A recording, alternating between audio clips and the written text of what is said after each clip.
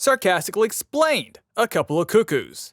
Obligatory disclaimer, I actually like this show, so don't read too much into this, I'm just roasting it for fun. A Couple of Cuckoos is the story of a couple of cuckoos. Namely, these two. Meet Nagi Umino. He's your standard self-insert wish fulfillment harem anime boy, except he's actually a person that doesn't suck that much, which is rare for harem anime. Meet Erika Amano, who is an influencer. If you couldn't tell by virtue of this being a voiceover, I rolled my eyes there. These two were swapped at birth through a series of perfect coincidences. Almost too perfect. They then grew up in their respective wrong families, living completely opposite lives. The Uminos are working-class folk who run a diner. The Amanos are super wealthy hotel tycoons.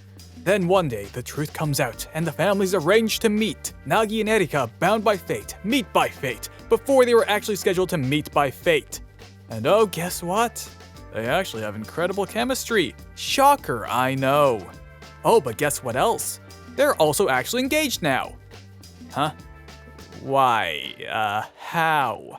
Don't the two concerned parties need to consent to an engagement in order to actually get engaged?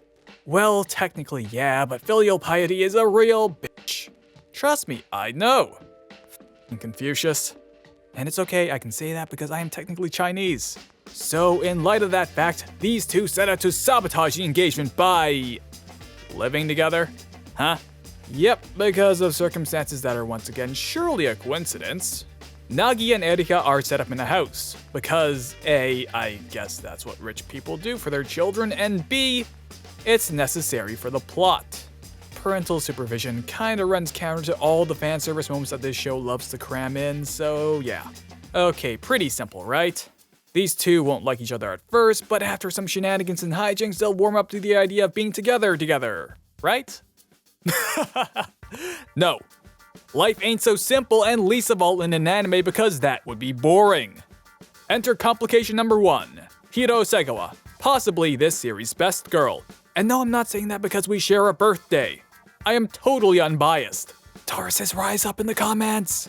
Hiro is Nagi's actual love interest, and because he's an antisocial dork, he declares an academic war on Hiro. The premise of his special romance operation is simple.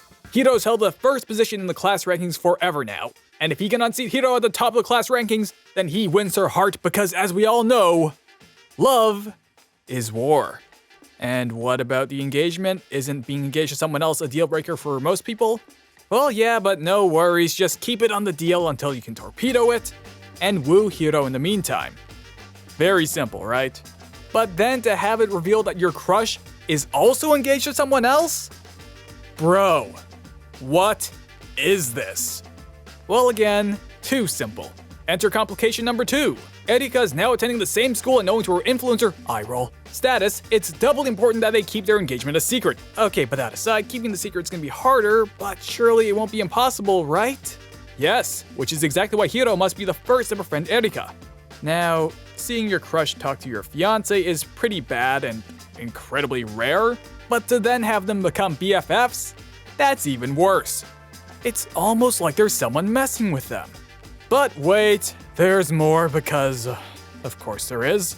Enter the not really related by blood little sister. Anime, what is you doing, baby? This is Sachi.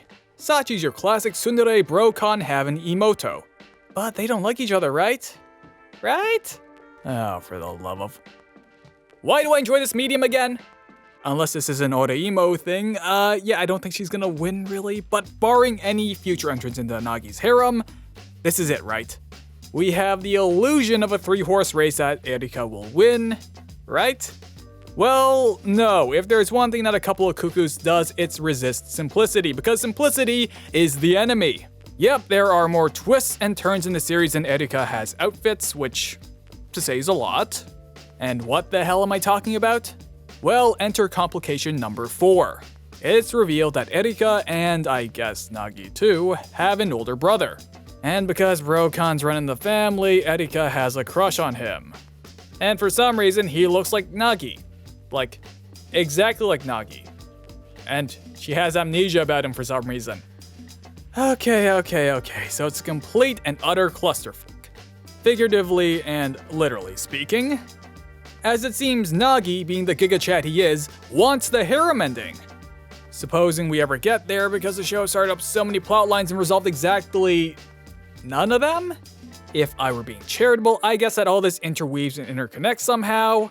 At the pace this show moves, though, I have a distinct feeling we're at least 2 seasons out before we see a resolution on any of this. And as the show runs its course in the 2nd season, the characters only seem to inch along in terms of developing. Characters will interact in a series of antics, seem to progress, only to play it off as some dumb joke and revert to the previous pattern of behavior. Which isn't too bad or uncommon in a slice of life, but still, that makes this an incredibly frustrating watch.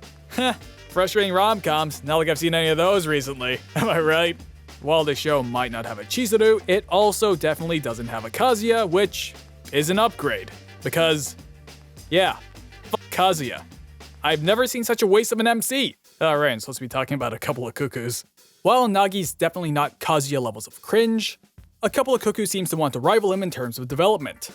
Namely, that it seems intent on dragging out its extremely thin plot and throwing you so many curveballs that it starts to lose track of them. And the kicker? All these dilemmas presented are actually somewhat interesting, which is precisely why the show never follows up on any of them. Hiro's fiancé? Oh, don't worry about it, we'll find out later. Erika, Nagi's brother? A great mystery with potential for some twists and character development, which is exactly why we'll find out about him later. And what about the Hotel King's ulterior motives? Is he manipulating the Uminos? Why does he want Nagi to marry his little sister? Is he an Ore emo fan? Well, we don't know either because, and say it with me, we'll find out later. And the worst part about all of this? I will definitely watch a 3rd season should it ever come out. Or failing that, pick up the manga. If only unresolved plot points weren't my weakness. It's why I love Manifest, for God's sake, even though it's not that great of a show. Well, that's it, sarcasm off. If you like this video, hit like and subscribe. What did you think of A Couple of Cuckoos if you've seen it? Let me know down in the comments below. Thanks for watching.